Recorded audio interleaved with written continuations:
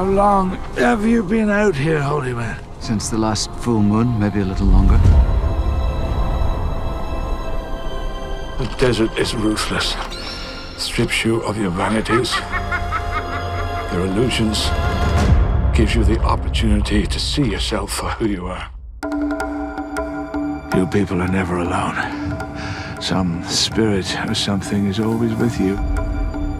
I have water for you here, Yeshua. That's what your mother calls you, isn't it?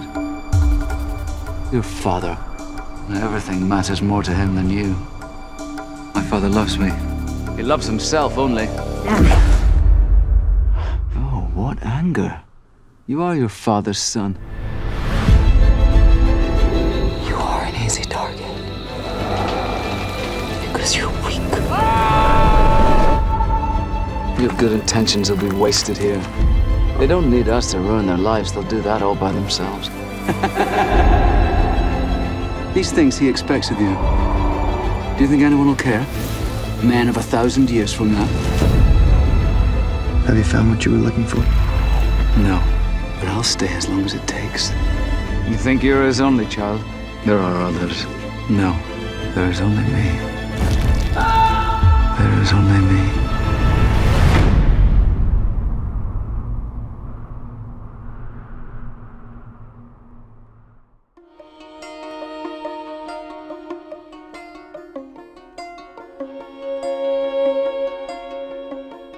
When the story starts, Jesus has been in the desert fasting, and he's trying to meditate and pray and find some peace and resolve.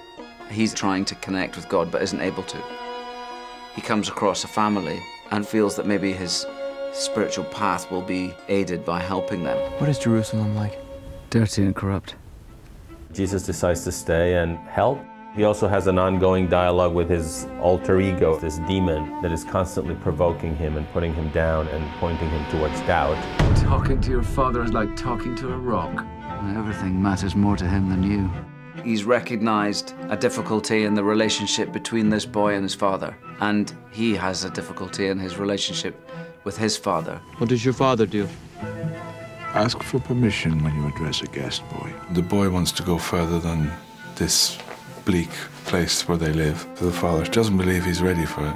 He loves them dearly, but doesn't have really the emotions or the intellectual capacity to connect with him. I want the boy to learn a trade in Jerusalem, perhaps. This is a dying woman whose only wish is to make sure her son is not stuck behind. When you leave, you could take me with you. I could pass for your son. That would be believable, wouldn't it? Believable, yes, but nevertheless a lie. A lie hurts the person who tells it. It's quite a worry to be playing Jesus. I realized I just had to play God's son, who's walking in the desert trying to resolve the big issue of what the rest of his life will be. My father loves me. He's amused by you.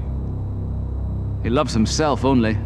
Ewan is a terrific actor, but most of all, he always projects an enormous deal of compassion. Sometimes I'm playing these scenes and I'm having realizations about my dad, and sometimes I'm recognizing things about myself. I think that's what all great art is about an exploration of these big issues in our lives, but seamlessly put into the situation of this family. It's so clever, Rodrigo. His writing's amazing. These things he expects of you. Do you think anyone will care? A man of 1,000 years from now? Through spending time with that family, something shifts in him so that when he does walk back out to Jerusalem, he's more resolved to go forward and to see it through, the plan that God has set for him. This is all just an excuse to delay your departure, isn't it? Because you're scared to go on, scared out of your head. You're not ready and you know it.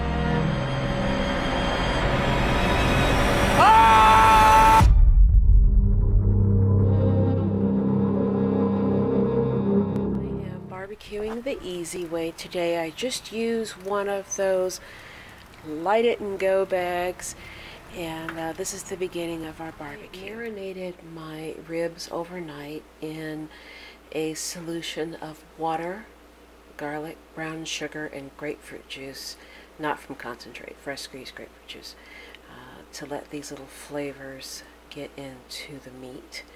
And we're going to add it to the grill now. My meat is down on the grill, and we're going to wait for it to cook. smells delicious.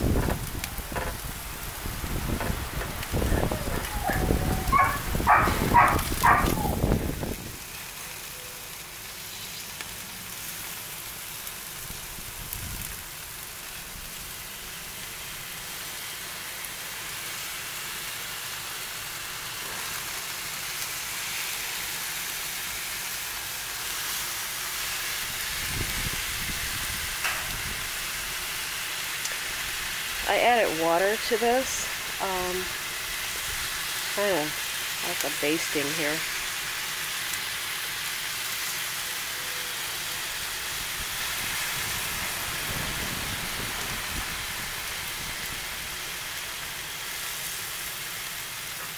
Sharing my recipes here, my trade secrets.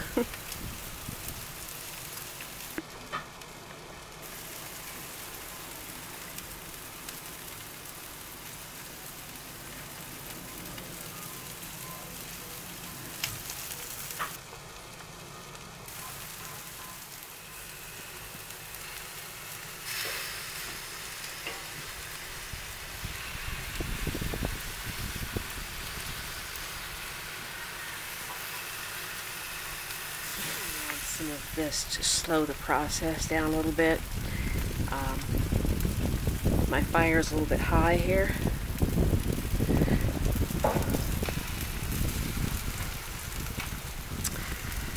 Also got to put this on for my guests who do not eat meat.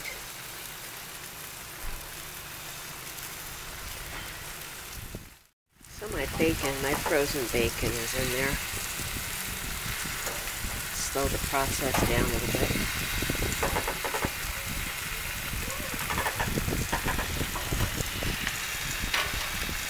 My tofu turkey is up there. And this is beginning to smell really, really nice. I'm going to do a rough cut on my apples here and put them on the grill.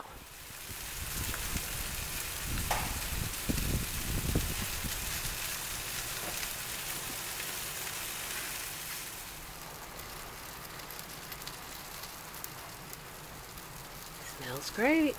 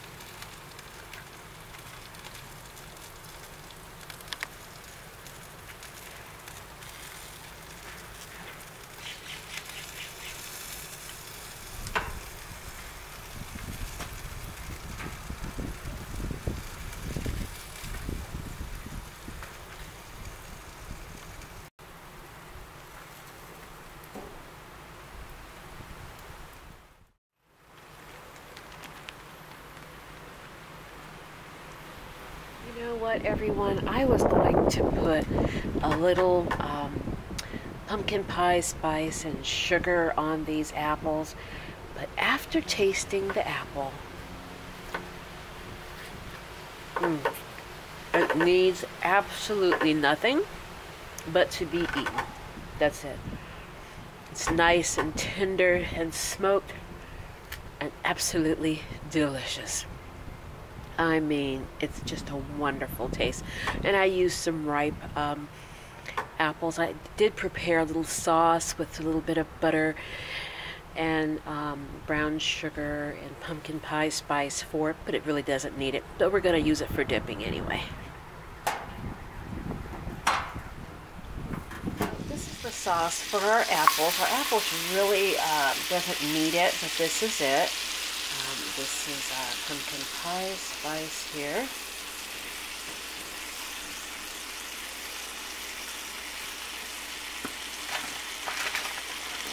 Sugar. The apples are already really sweet, and by grilling them, it brings out those sugars that's already in the apples. So I don't really need much. Put a little of this on there. That's the butter. This is real butter.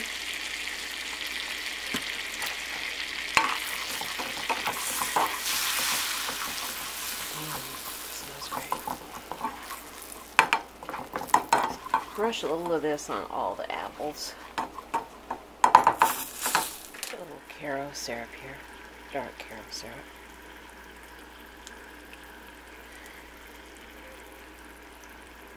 The brand of pumpkin pie spice I'm using already has a little bit of sugar to it, so that just adds to the flavor. So, just a little bit of that butter sauce is going on each apple. And I'm going to continue to allow it to smoke, and it has a wonderful aroma, just wonderful. Kind of snacking as I go, but that's what the apple looks like. Potatoes are almost ready. This is going to be an easy, very easy dinner. I'm just going to give my guests a little butter and put on the potato and sour cream. It was our finished, one of our finished platters to be eaten.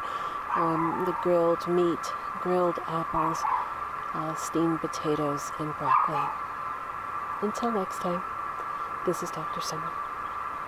I just got my package from O2 Worldwide.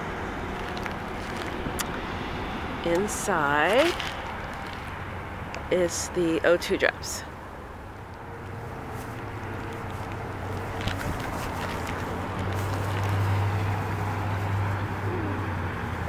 There they are. I'm gonna take some now.